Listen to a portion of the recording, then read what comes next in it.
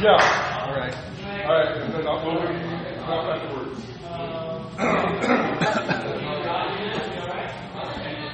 Okay. Kind of like tonight. Okay. Well, I suppose what I'll start off with is another Charlie Fast story. Okay. So, one time me and Charlie Fast are in a bar called Jokers, and we're drinking pool. And of course, Charlie's really drunk. I mean, he's more drunk than he's ever been. I've never seen him before. So this one guy walks up and says he wants to play a pool. He wants to bet $5. And I said, you know what? And I put my hand on the table and I said, not only is Charlie going to win this game, but he's going to call the balls out. And then I said, no, I'm going to call the balls out. And I said, all right, Charlie's going to hit off this bank, that bank, and then put the ball in. And, I'm just doing it to joke around. I said, I'll just put $5 down and just lose the $5. Lo and behold, Charlie makes the shot. And I'm shocked. And so is everybody else. And so,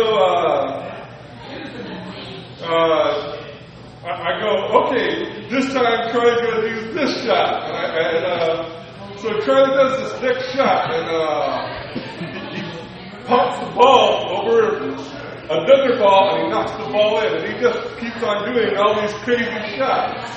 And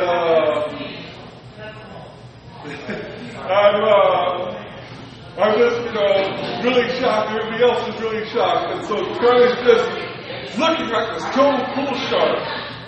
And so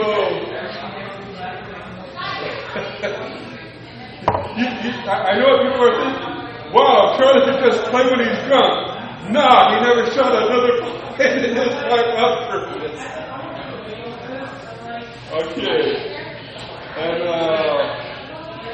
let's see. When I was a kid, like about 16 years old, I went to drink with some friends of mine. And we were like in this place. It was either Southern Pomona or Chino. It was somewhere around there. It was this big house with made out of stones. And so we're there drinking, and somebody comes out with a box in the bathroom. And I said, well, what the hell you got there? And he sits it on the table, and it's across from the box, tampons. And so, because I guess nobody else can read. And so, he goes, well, what do they look like? So, I opened up one, and it looks like a syringe. I was like 16 years old. I never saw it before. And then they said, well, what does it look like inside? So I grab it and I slam it on the table as hard as I can, and it pops out. And it grew to like the size of a softball. And so I said, well, that's it. And everybody started busting up laughing at this point in time. And it said that we're super absorbent. So there was a bunch of fuel alcohol in the storage area. And so somebody gets the idea, since it says that it's super absorbent, well, let's soak it in the fuel alcohol and light it on fire. And so we're getting these tampons and we're lighting them on fire and we're throwing them at each other. And so this woman shows up who actually was the owner of the tampons. And let me tell you, she was pissed off on all kinds of different levels. And,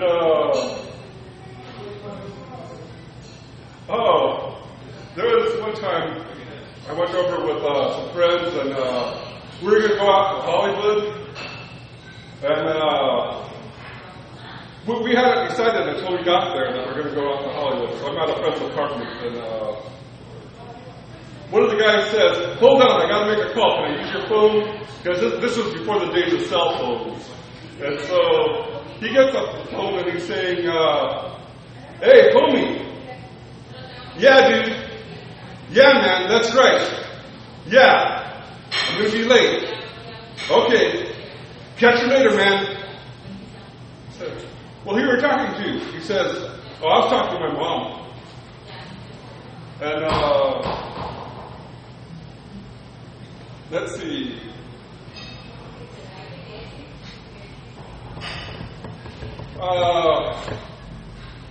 Now, I don't want to encourage drug use, but one of the stupid things I've ever heard people say is, "Oh, when you go see the wall, you got to do it on acid." And that's been the stupidest thing I've ever heard anybody say, because I've never met anybody who actually enjoyed the wall while they were on acid. If you're going to do acid, what you got to watch is a Brady Bunch marathon. I mean, the Brady Bunch is way funnier on acid than at any other time. Like, you remember the scene where Marcia got busted for finger banging her girlfriend in the girls' shower room? If you watched it on acid, you would have remembered it.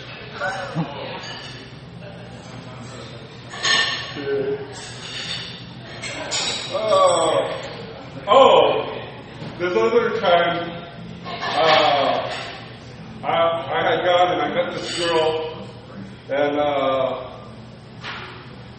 so we went over to her house, and she's got this really nice house. Well, her parents have this really nice house, and we were alone there. And so, we kind of started doing things, and then, so we're both naked, and I'm sitting on this old chair, and she comes up to me, and she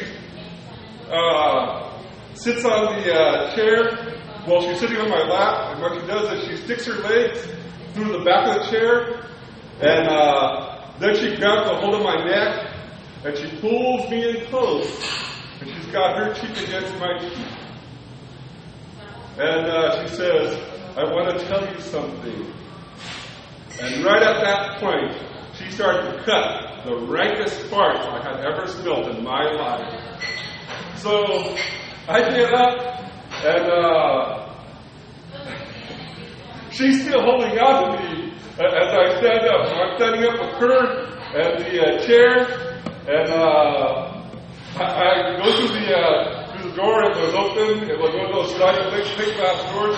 They had a pool in the back, so I jumped with the chair in the pool, and that chair totally disintegrated when we hit the water, because it turned out that it was like some kind of antique.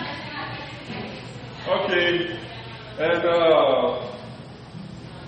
that's it. That's going to be the end of my set. Okay, thank you.